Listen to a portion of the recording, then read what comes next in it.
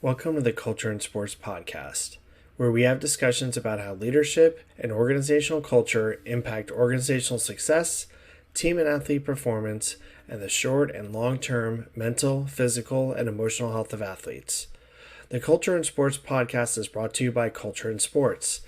Culture and Sports helps sports organizations, teams, coaches, support and front office staff, and athletes understand the importance of leadership and organizational culture and its direct impact to success. Please join Robert Boland and Dr. Jeremy Piasecki in this season of the Culture and Sports Podcast.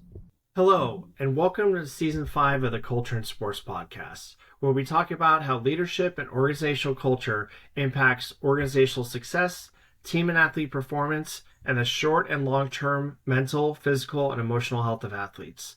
I'd like to introduce you to this season's guest co-host, Bob Boland. Bob, how you doing today? It's a pleasure to be here, Jeremy. Thanks for having me. Yeah, can you please tell us a little bit about your background?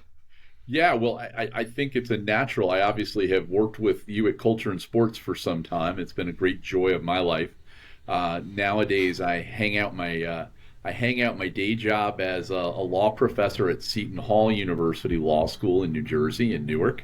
And I also hang out my shingle at the law firm of Shoemaker, Loop, and Kendrick, where I'm of counsel, but I also am at least co-head of their hospitality, sports, and leisure studies, or leisure industries and sports industries practice. So I get to spend some time in the real world, and I get to spend some time in academia, which is always a lot more fun and a lot more joyful for me as a teacher. But you get to be at both worlds, and that's kind of awesome. For 5 years, I had one of the world's most unusual jobs, and it's kind of the natural fit, kind of the epoxy between me and culture and sports. I was the athletic integrity officer at Penn State, helping that university recover from one of the greatest athletic scandals in university history, the Sandusky crisis. That's become something I've studied academically and look at very carefully, both the future of college sports and also how institutions in college are particularly subject to challenges in these areas. So we recently had our annual leadership summit here for Culture and Sports, and you were very instrumental with getting that going and aligning the best guest speakers possible. I wanted you to kind of explain about the topic of our annual leadership summit and why it's important to you. Well, I think it's a natural offshoot from everything I've done in my life and career that I would care a great deal about the future of college sports. Naturally, the Penn State assignment really puts that into perspective. But even now at Shoemaker, I do a great deal of work with athletic directors, coaches, athletic departments, entities involved in the NIL space, really working to do the best for them, but also to provide kind of future-focused advice to each of them to avoid the mistakes that happened at Penn State, to avoid the mistakes that have happened in other places where there's been a significant crisis, but also to be nimble and always searching for what the next issue is going to be. And obviously, if you follow college athletics, you know it's in a remarkable state of flux. So the idea of getting together a group of 28 experts and having 4 panels and talking about the future was a natural part of what we would want to do, both as a thought leader and as almost a guide to different constituencies of culture and sport. The idea that we help shape or at least advise on the legal schema of it, that we help talk about the business practices of it, that we looked at how coaches relate and interact in this current environment, and then finally how parents and athletes, how their role is changing in an era where college athletes are being compensated in a variety of mechanisms. So at the beginning of our summit, we went into an incredibly difficult topic, and the panel was about the uncertain future of college sports, right? So everything's always uncertain in the future, but especially now. Why is everything so uncertain now at this point in time in collegiate athletics? You can see it coming for a while. We're not this hasn't really just sprung up on us, but it's reached a point where the legal nature of college sport, what it represents and how the athletes are categorized and what their status is legally, is really very much a jump ball. And the fact that this legal definition that the athletes are pushing for and is changing long held relationships in college sports. I just here at the law school today, I passed a person in the hall who's a Minnesota law grad or a Minnesota grad, and we made a comment and joked about, I can't get used to a Big Ten with 18 teams. Uh, on the flip side, somebody made a comment: do you work in name, image, and likeness? And how can these athletes be missing so much class time if they're out promoting themselves? So we've been watching college sports over probably a 30-year arc have a changing relationship to the business of it, and how once it became an 18 or 19 billion dollar business, then a lot of relationships have changed around it. Obviously, who the colleges associate with, what conferences they're in, who their peers are, what the divisions and how they compete with each other are aspects. And then once you start to make money, you start to think about maximizing your money. And then Mm-hmm. as you find out that people are making tens of millions of dollars in an enterprise worth billions of dollars, the players have come in and asked for their fair share. And we're in a long debate over what that fair share might be, how it would get calculated, and what of it they would own. So that's really the moment we're in. And then we're also in a moment where we're debating what form that future will take. Will it take the form of endorsement dollars? Will it take the form of a more professionalized industry where the athletes are employees? Or will it take the form of something that resembles the pro leagues where the athletes are unionized and give antitrust protection to their employers? So a lot of complex questions, and the fact that we haven't answered a lot of these questions about legal status and the legal nature of college athletics has probably put us at a place where everything's up in the air at once. Now, with such an uncertain future, there's obviously many different areas that need to adjust. And as human beings, change is not always easy to embrace. It's quite difficult. So, athletes have to go through change. Coaches, support staff, athletic directors, NCAA member institutions, conferences, the NCAA themselves, and all sorts of other entities that are involved in college sports. But let's talk about coaches for a second. What are some of the things that you've seen over this past 30-year arc, and do you think you'll continue to see in the future with coaches, not only struggling with embracing and adapting to change, but also some of the positive things that you've seen? Grit, that's a terrific question. And I don't know if there's been a job that's changed more, at least on the outside of that job definition, than being a college coach. Historically, college coaches did principally two things: they coached and they recruited. And because you couldn't coach, you wanted good players to come to your school, so you recruited heavily and you coached. Those were your two jobs. What's happened over the arc of 30 years, and really maybe 40 if you think about it, going back to the Board of Regents case, where the NCAA lost control of college football and kind of started the money grab that we're in right now, Mm-hmm. this professionalizing of our model. Um, Coaches are so much more. The complication of their job as commercial enterprises to raise money, to sustain their sport, to now to decide how to get players who fit their model, both as players but also as paid potentially players under NIL. And then just the relationship of athlete to institution to coach has undergone a lot of change. The idea that we were once sort of almost blindly loyal to our coaches, and coaches to some degree betrayed that trust, or at least took advantage of that trust to create situations where athletes were more concerned or are very concerned about their future.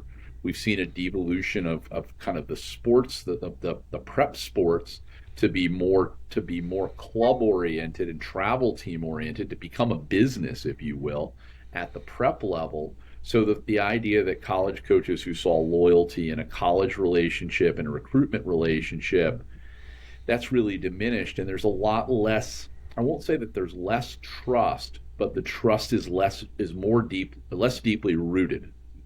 Trust is less deeply rooted would be the way I'd describe that in my less and more conversation. So it's not that you don't trust your coach.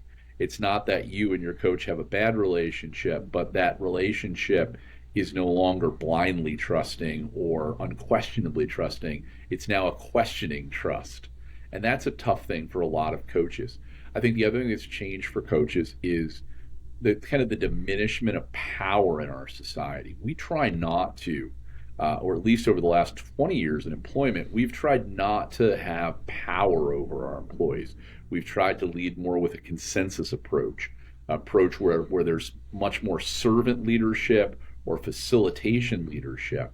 And so sports is one of the true areas where we still use power against people, or power on people, maybe is the better way to phrase it, whether to motivate or whether to also in some measure dash hopes and to bring a touch of reality. And that's now very, very hard because it's now much less in step with other aspects of society. So coaches still use power and are using power, probably are under greater scrutiny for the use of that power, and not more flexible leadership techniques that enable them to move an athlete forward. I don't think the athlete and coach relationship has changed a whole heck of a lot.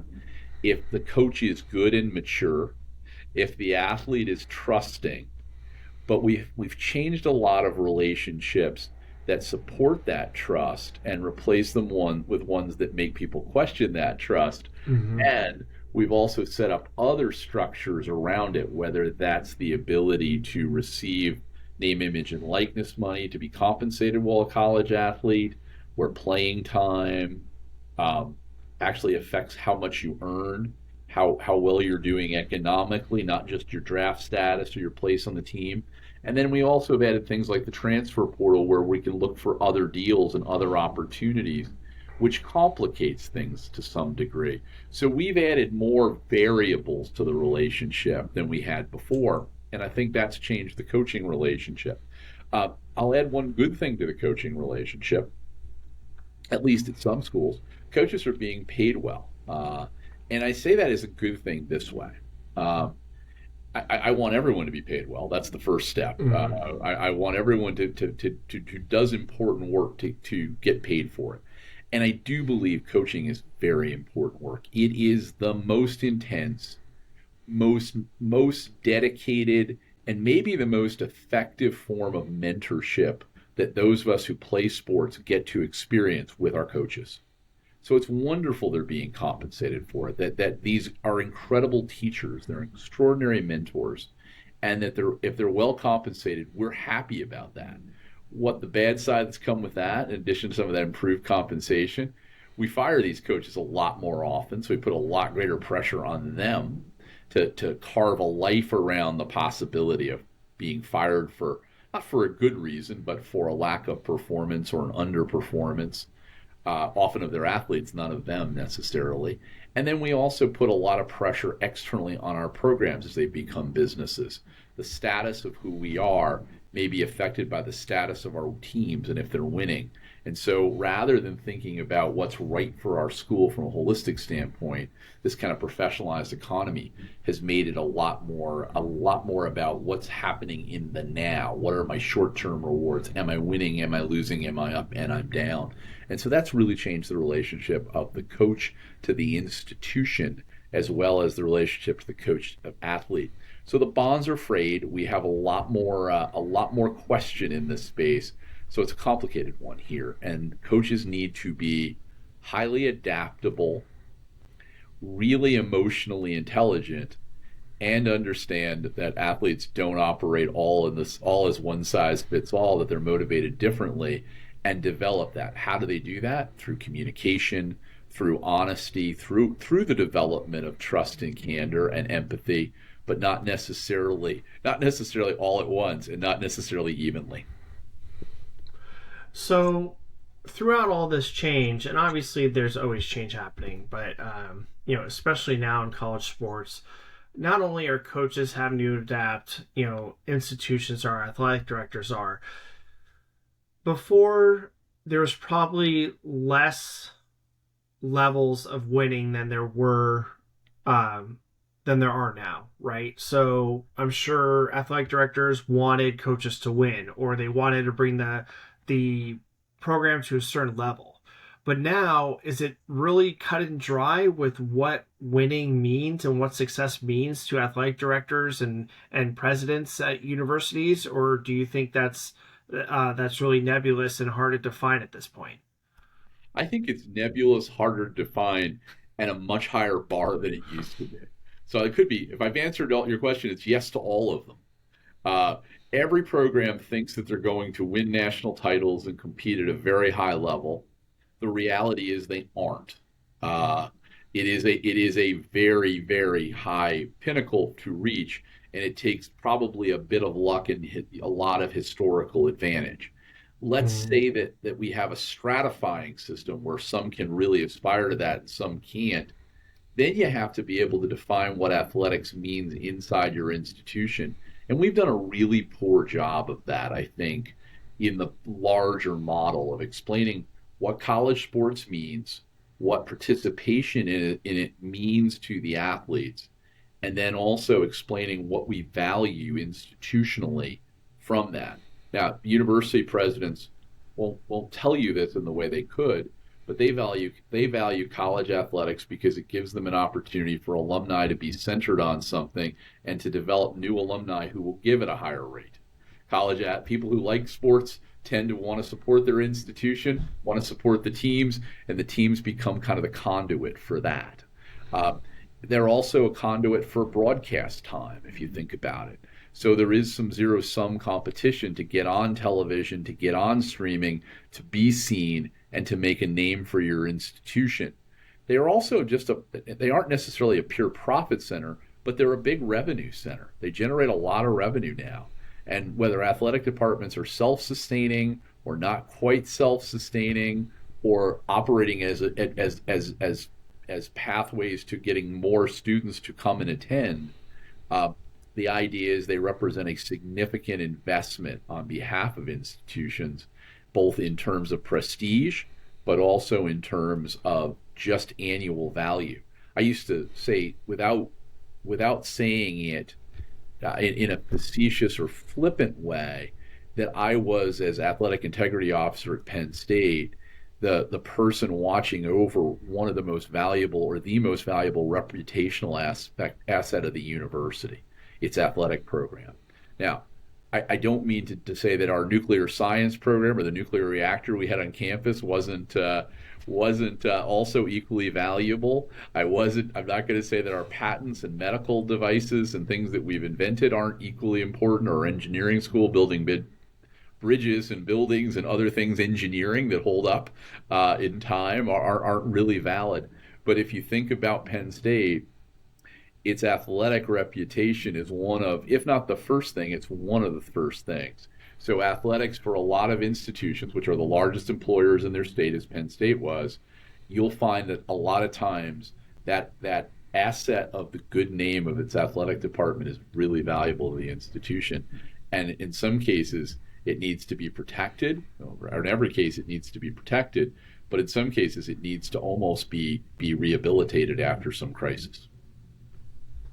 And do you think that college sports is in a crisis, or do you think that it's trying to really find what its future is going to be? I think you hit on it earlier. Change is hard.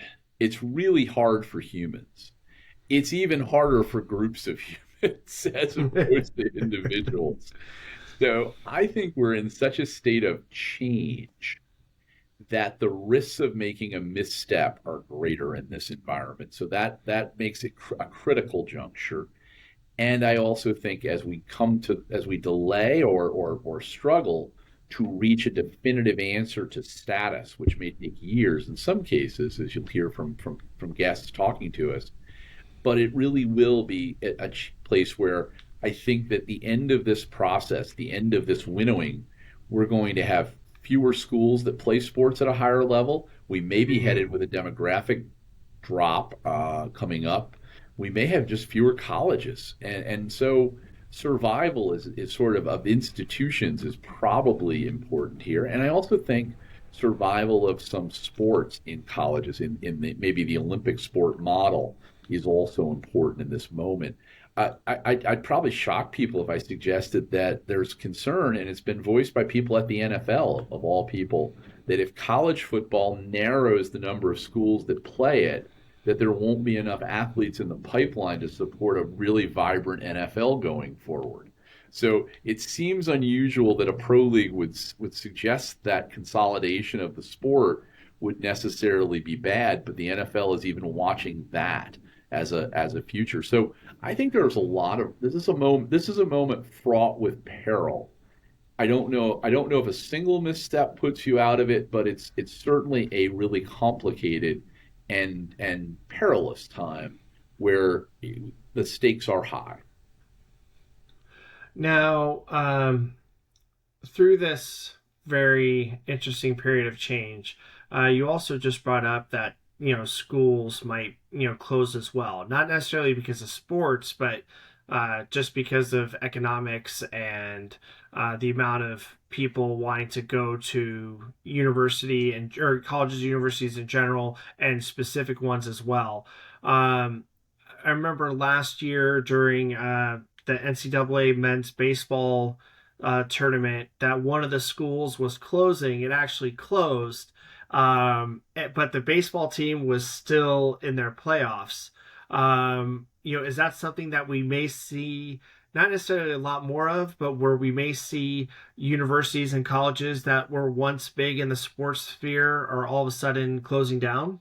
Unrelated to the current uncertainties, it's just because of other economic factors. Yeah, I mean we have a fairly sizable demographic cliff that we're about to hit in this country in 2026.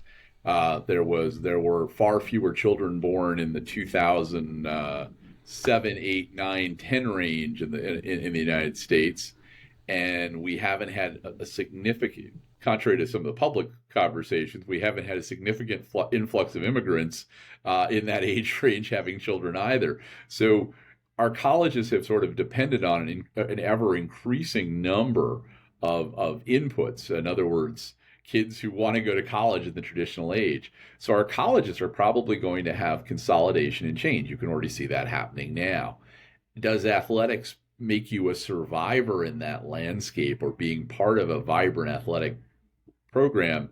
Does it make you a survivor in that landscape? And I can't tell you there's direct correlation, but there certainly seems to be some connection between I'm in the right sports conference, I'm playing at a high level, my fans are interested in me, my alumni are interested in me, and I'm winning. I'm on the winning edge of that as opposed to the losing edge of that. So yeah, I think you're absolutely right that the survival of institutions is at stake.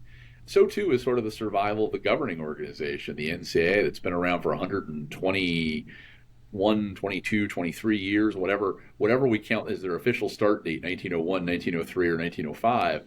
It's been around a while, and its role and governance of college athletics is now being pressed by the marketplace to change and react. And the NCAA has been a particularly slow-moving, slow-reacting bureaucracy. Now, speaking of the NCAA being a slow-moving, slow-reacting bureaucracy, do you think that it's the NCAA as an organization itself, or do you think that it's the members of the NCAA, all of the colleges and universities within the NCAA that are actually slow-moving?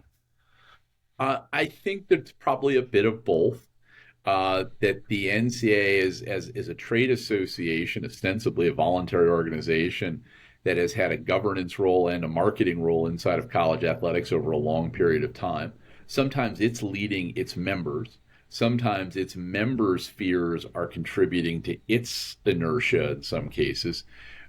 But I think historically schools have moved a little bit faster than the NCAA have and are probably out in front of this right now, knowing what holds in the balance for them.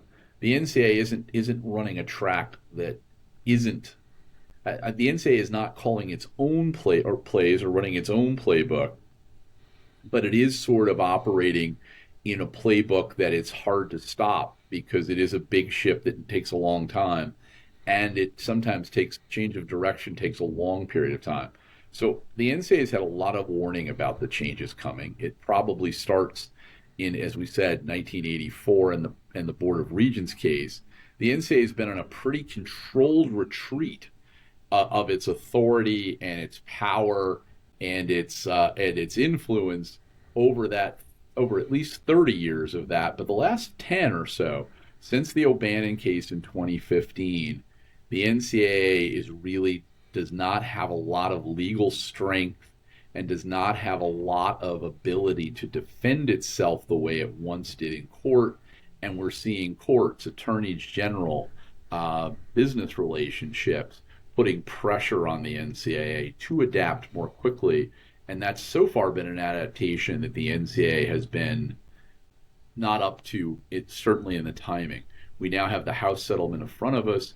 That may put us in a slightly different situation. But if you're thinking about slow moving dinosaurs, colleges and universities are not the fastest, but the NCAA is a bigger, slower moving bureaucracy. So who actually holds the power? And I'm not talking about the legal power, but the actual power within the NCAA. Is it the NCAA leadership itself? Is it conferences, or is it like the member institutions themselves? Because we all know it's not the athletes, right? The athletes have no power. We know the athletes have very little control and power, and their seeking control and power has been one of the key top things about this time, that the athletes want more rights, more say, more autonomy, and then maybe a larger share of the earnings of this. Mm-hmm. So all those are in play right now. Who's in charge? It's difficult to say. The NCAA is not like the NFL or the NBA, where there's a commissioner and there are clear stakeholders. It's a much larger association of 1,000 members. So there are voices that are magnified. As you say, conferences' voices are magnified because they hold a lot of money and a lot of influence. They have much closer communities or nexuses of interest. So there are some issues driving this. And then I think that the outside stakeholders, where the money comes from, are also driving this process. The participants, the institutions themselves, in many cases, are chasing that money, those opportunities and those glittery prizes to stay current and stay relevant. So it's a combination, and I don't think we've reached a common consensus of what that direction should be, who should be in charge of pursuing it. And again, that one challenge prevents us from thinking about the NCAA or college athletics as a single coherent enterprise the way we might about professional football or professional basketball. So recently, you were a collegiate athlete yourself, correct? I don't think recently is a fair statement of that. But I was a collegiate athlete myself. I wrestled and played football at Columbia. Yeah. So if Robert Boland was an athlete today and not a few moons ago, what would the athlete be concerned about today as opposed to in the past? What would you as the athlete? That's a great question, and I love the way you ask it, because it requires both projection back and projection forward. I think athletes are mostly concerned about having a really good competitive opportunity at a place that cares about them and values them. Mm-hmm. What's changed in some measure is what the calculus of that care and value is. When I played, it was, can I have a little bit more financial aid? Can I have a little bit of assistance with not necessarily my courses, but can I have a little more assistance with, can I use my gym credit this semester? Can I get a little greater time on the practice field or off the practice field to take care of my academics? All those things are issues, but I come from a really Victorian time compared to now. College athletics was a big business then. There were certainly teams that played with 50,000 or 75,000 people in their stadium on a regular basis, but it wasn't the intense television product that it is now. It wasn't a case where there was a coach making tens of millions of dollars. It was being played as sort of the historic view of it. It was being played for the joy and benefit of playing, as either as a co-educational value or a co-equal educational value, or a thing that's made the school special to build school spirit, and because we value the process. So I think the view has changed now that there's so much money in this sport that it's now television product, that it's now league-based product, and what the athlete wants now maybe is a fairer share of that product and a little bit greater autonomy. I think I probably wanted a little bit greater autonomy, and I probably wanted to do well academically and have these academic opportunities and maybe a slightly lower cost. But I think now it's much more difficult. Athletes don't see the scholarship itself as valuable the way they once did, even though almost every adult I've ever talked to thinks that college is incredibly overpriced and very difficult. It's Mm-hmm. not a fair trade right now, and I think that they want to get some money for their service, their play that they render, but it's very difficult to comprehend what that is. And I kind of don't want the old version of me. I don't want to see college sports turned into a purely professional model. I want to maintain some value in the college relationship, the idea that you get this education that is unique, that is special, that has a benefit to you through the rest of your life, and even attendance at the institution has benefit to you for the rest of your life. I want to see some more focus back to that. So maybe I'm somebody trying to bridge two worlds that are not in concert anymore. But I'd love to see some connectivity between those two concepts. I mean, some quick thoughts.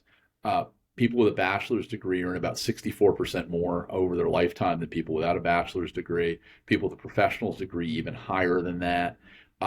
You live a long. Statistics sort of indicate people with degrees live longer, healthier, better lives than people without. Now, that's not to say that a degree is a meaningful be all and end all, but when the opportunity comes with that, it's a really neat benefit. The college scholarship program that the NCAA oversees is the second largest financial aid program in higher education, other than the GI Bill. It has a transformative effect on our public. And I think if we kind of allow that to simply become uh, professionalized and we forget the value of that, I think we're losing something pretty important.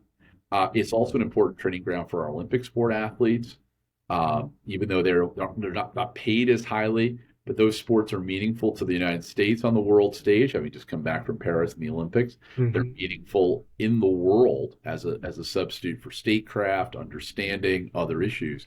So I think we're in a unique place that all those things are up in the air a bit domestically, and certainly things that we need to think about. So, when you're looking at your past self as an athlete, you brought up autonomy. And one of the things you wish for in the past is that you had more autonomy. The lack of autonomy, does that correlate with potentially being an employee since you weren't autonomous and you didn't have the ability to do what you wanted? Is that one of the big arguments that's happening today in college sports? Yeah, legally speaking, it is one of the there are 21 or so indicia of what creates an employee, as opposed to an independent contractor or a volunteer. But the idea that your lack of autonomy, the control that an entity, a coach, or someone has over you, is an indicia of employment. that master servant relationship as it's known in law, uh, but the idea that you become an employee when these things happen. And I do think it's true that from the time that I played, now a lifetime ago, but when I played, there wasn't quite the same level of control. One, technology has increased the level of control and communication that athletes have. We didn't have a cell phone that we'd walk to from class. We couldn't watch plays and clips in our on our phone while we were walking across campus. But similarly, the coach couldn't talk to me. He couldn't send me notes. He couldn't make announcements. He couldn't have a. We didn't have a learning community. We didn't have a team chat. We didn't weight workouts happened irregularly as opposed to regularly. So the idea that because of technology or with technology, adjunct to technology, we see a lot more control over everything an athlete does, including swiping in, swiping out of study hall, and other things. So that's what some of the things the courts have looked at in creating that employment relationship, and we're going to see more of that. But and again, we do it for the performance, but we also do it because we have the ability to do it. And maybe there is a question as to whether that's really valuable. I'm a perfect example. I wrestled in college after playing football, not because I definitively needed to play a second sport, but I actually got much better grades. I was much happier when I was on a team playing than when I was out of season deciding how much beer and pizza I could have. My You're on a entire schedule. life had external organization. Yeah. So maybe I'm one of those people who'd be better in this externally organized world, but a lot of people feel over organized and stressed because of it. And that's another challenge that we have here. No, those are all great points that you bring up. And do you think that um, it's the legal issue that is the reason that there's so much pushback from the NCAA and the conferences and the member institutions, or do you think that it's more ego driven, or just pushing back on change in general? I think it's the unsettled nature of the legal status that causes the great bulk of the problems. And I think that what you pointed out is the pushback, just a resistance to change. There's some of that, but I think there wouldn't if there wasn't so much up for change, then there wouldn't be as much resistance, if that makes Right. sense. So No, it I makes think the perfect fact that sense. we have an ill-defined legal status in college athletics as to what the future of the athletes are going to be to their institutions and to their teams, that creates a really big stressor on the entire system, and the system then bends to try to protect that or keep an outcome. So I think we're causing ourselves some of this stress rather than just laying down the heavy rock to some degree. Now, the last panel that we had for our annual leadership summit was talking about lawyers and the legal process through all this. I know you've talked a lot about it, throughout this discussion today, but can you expound on that a little bit and explain more of why lawyers are incredibly important, on all different sides of this situation? Yeah, it's a remarkable question, and the title of the panel was "Yes, There Will Be Lawyers," and that's about to a friend who teaches at Villanova Law School who always says there will be lawyers to every conflict. A couple reasons why sports draws so much attention from the legal field is that sports has definitive winners and losers, and we don't always like that, winning and losing. So to some degree, we turn to the courts or we turn to the legal system to air our grievances, to redress our concerns. And then we had the third factor. It's a huge global business. So we depend on having a referee, in this case, often the courts or often lawyers. So and then every outcome in sports we live and die over. We shed tears and blood and pain.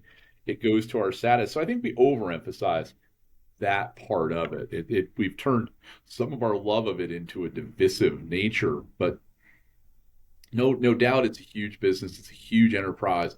It has probably more care and attention and affection and status than almost anything else that we look at. So the idea that lawyers are a natural byproduct of it. The college space, particularly, and we've had lawyers in pro sports for 50 years in a variety of ways as agents and others making their living here. One of the reasons why the college enterprise has had so many lawyers is because of its nature that it doesn't enjoy the benefits of legal protection from not having employees, but also because it also operates as public interest in other ways. And when it gets off the public interest, that's another area for lawyers. Also, they're huge. The colleges themselves, in addition to operating big athletic departments in many cases, operate are a big business in and of themselves. They're in often cases, I think I looked at a list recently about a minority, but a significant minority in the teens. The largest employer in the state was a university. So we're only getting deeper into this world, not less deep into it. So yeah, I think that's one of the reasons, the unsettled nature, the idea that we also look at it so difficultly, and then I think we take so much of our identity as participants from it that we don't want to take no for an answer. We think that things are biased or rigged, and so that's another challenge for us. So yes, there will be lawyers took a look at all those issues. We looked at where lawyers kind of come into this, and I will say that one of the biases that I've picked up, and I'll confess my own, and we'll go from there. When I started to take the journey down this path in dealing with college athletics, I thought I was the only person who truly understood why college athletics needed to be protected, preserved as an academic and scholarship experience, but allowed to move toward a professionalized model and modernized. And everybody else was wrong. They all were wrong because they were biased. They were either inside the current model and didn't want it to change, or they were outside the model and wanted only their change. Right. The last 15 years of my journey down this, or 10 years for sure, as I've really journeyed down this model through teaching at Ohio University, where most of our students were, a lot of them were headed to be college athletic directors, or in this larger college space, or through my time at Penn State, or now my time as a lawyer. I'm equally convinced that I'm absolutely right, and I'm the only person who understands this. But I'm also now believe that everybody wants only their solution. And I might be the only person now who's flexible enough to get to a compromise Right. that we need.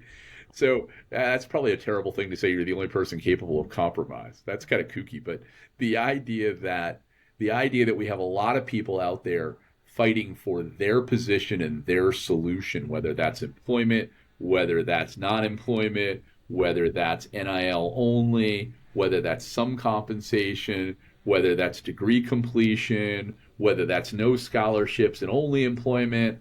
I don't know if anybody really is willing to kind of take a holistic look, or very few people are willing to take a holistic look. And I have, in the last couple of years, found a few people who've done that holistic look. And I can also tell you, in some cases, what they were doing has often been kind of poo-pooed by others who wanted to only protect their own ox from being gored in that moment. So there was a Of lot of course. lot of different factors happening here. Uh, it could take Congress to take a look at that. Except, what do we know about Congress right now? They're not really good at this either. Well, So I mean, they're not really it's a good complex at world. a lot of things. Like Title IX is a perfect example. I Yep. mean, how nebulous can Title IX be, and how short and generalized and not even informative? Like, I mean, Title IX is I really hope, even though what we're talking about with college sports is so incredibly important, I think, personally, that Title IX should be corrected first before Congress even tries to tackle this. Well, I think I'll expose a little bit of political bias here. I think the Biden administration has done a pretty good job of describing what Title IX has to be. They've said pretty clearly and unequivocally that when it deals with compensating college athletes, that it needs to be dollar for dollar even.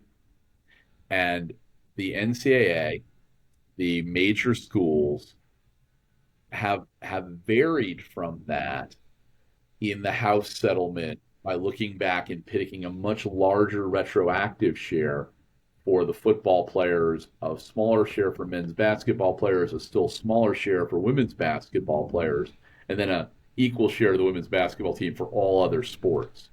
Hmm. I feel like that actually goes against the direct spirit of Title IX, and I do recognize that's a case for back wages and back NIL earnings, so it's a little bit different than the forward-looking part. But I think a lot of schools are trying to say that that's how we should divide the forward-looking revenue.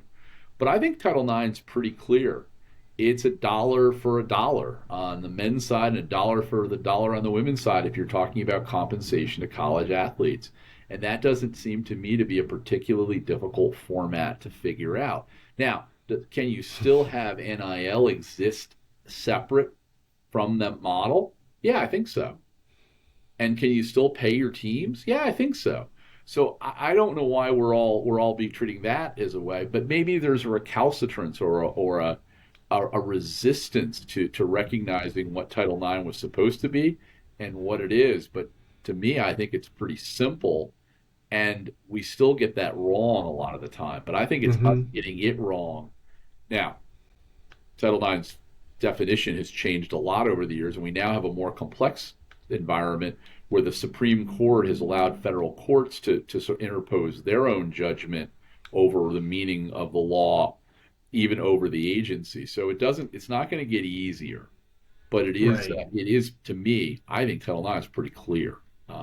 I also think Title VI, the Civil Rights Act of 1964, which deals with race discrimination or race in higher education, similar to Title IX, is also a pretty clear statute, and I know a lot of schools aren't living up to that. So Exactly. I think they're the easy ones. They're the forces of gravity that we should be hewing to, not trying to deny them for a different model. But when we do deny them, that also becomes a source of a lot of controversy and a lot of pain.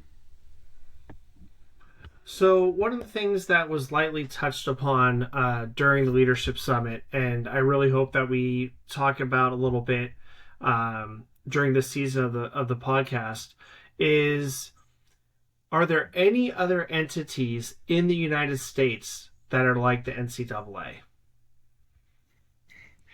Um, I smile at that question. You can answer legally, I don't even ethically, know. Yeah, yeah. values Well, there based. there there are other trade associations. There are other associations. There are other peer athletic organizations. There's a lot of stuff. I think the NCAA often defines itself for worse by what it says it's not. Hmm. It's not a pro league. It's not a league of owners. It's not an organizational enterprise, but it certainly acts that way sometimes. It's not a governing organization, but it acts that way sometimes.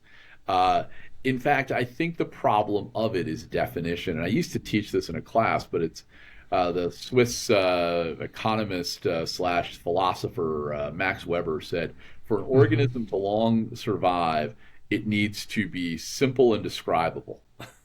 And the NCAA is neither of those two things. Exactly. Yeah. It is a complicated idiot. On one point, it's a market participant. Another point, it's a governing organization.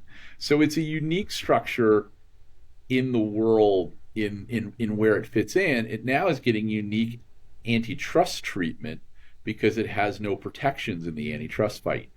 Uh, it also is a unique, again, I think a uniquely maybe historic and in some cases arrogant structure in the sense that it is hanging on to decisions it made as tightly as it can in spite of significant legal pressure and also just social pressure. The thing you talked about just in my example, I'm a kid who I'm a first generation Ivy Leaguer, big deal. That gets me on the subway if I have the subway fare and a Metro card. But I'm the first generation who went to a prestigious private university in my family. I'm the first lawyer in my family, and I went to a less prestigious law school. in a variety of ways. Well, more prestigious because I went there. Uh, but the interesting part about this is getting to the place I got to was a big win in my family, in the larger family that I was part of. But I'm from a two-parent home. My mother and father both worked. My mother had a public sector job that had a union in place, so she earned more than my father toward the end of my college career. I was a kid who thought himself upper middle class, and turned out I was only middle class. But I was sort of the norm of kids going to college and playing sports in college during my era. Maybe some were a little poorer than me, maybe a lot poorer, but it was much more people like me than not like me. Now, I think if you look at the people who are playing, particularly the big revenue sports in colleges, those people are much less like my background, and much more on with a much more precarious social status. Now, I think a lot of people have more precarious social statuses right now, but I think their standing and status was much more precarious, and they're almost playing something pre-professionally, not like law, but football pre-professionally or basketball pre-professionally, and that's a really big change. And I think that does sort of require us to have some both empathy for their position, but also have some structure for what the purpose of the institution is too. How do we help this young person not just be a basketball player, but maybe be a doctor, or maybe be a geologist, or maybe be a teacher? And how does the university as an institution that didn't open easily to me as a 19 or 20-year-old, and I was from a pretty privileged background, how does it open to a less privileged 19 or 20-year-old who may not have had the same academic preparation I did? How do we help pathways for those institutions to support those people? And how do we keep those institutions vital and our society vital through that education? Now, Bob, we have a incredible season for the Culture and Source podcast coming up, and I'm really excited about it, and I'm super excited that you're involved as a guest co-host this season. And I ask this of every guest before the end of every episode, and I'm asking this of you as well. Uh, for for this season, and for just for viewers and listeners and athletic directors, college presidents, athletes, parents, it doesn't matter who it is, but if there's one thing you could say to everyone, or one thing you could say that everyone will remember throughout the season, what would it be? I think that we said some of that in the summit, which, and this season tracks to some degree the topics we talked about in the summit. This changing environment of college sports. Recognize the change. Know that the practices that we dealt with or used a year or two ago may not be the ones that will carry us through the future. Inside that changing model, what are the things that we always will value at the end? We're going to value the competition. We're going to value the experience and friendship and opportunities we got. We're going to value the degree and the education that we receive, even if we change the timing of it, that you may receive it as you finish playing or after you're done playing in a larger percentage. We're going to value what our athletes' connection to our institutions are. So I think it's always coming back to the first principles of what are the nature of our relationships, what's the nature of what we do, and how do we provide those incredible opportunities to the future generation remain relevant in light of these changing things. And I think we can never be relevant. You can never be relevant when you suppress change, and you can never be relevant when you deny change. There are two sayings from other forms. Former Army General Eric Shinseki used to always say, if you don't like change, you're going to like irrelevance less. And Ralph Peters, who's also a military historian, says the Shah always falls.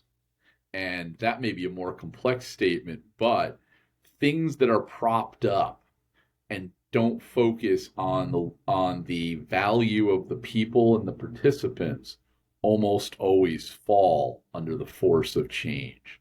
So I think it's how do we value the people and the relationships and the quality of the purpose of what we do in a way that honors them and honors the people, and don't cast this as an athletes versus coaches or coaches versus institutions or institutions versus each other, and try not to take sides and balkanize in this, but think about this as a problem we all have to solve together. And that's a wrap for this week's episode of the Culture in Sports podcast. We hope that this episode has started an internal dialogue, or even one with your team, about the importance of leadership and organizational culture. If you'd like to learn more about culture in sports, the Culture in Sports podcast, or other programs, go to cultureinsports.com, where there is a wealth of resources, articles, research, podcasts, video shows, webinars, and courses. And don't forget to connect with us on social media on Instagram, Facebook, TikTok, YouTube, and LinkedIn at Culture in Sports, and on Twitter at Culture in Sport. Thank you for tuning in to the Culture in Sports podcast.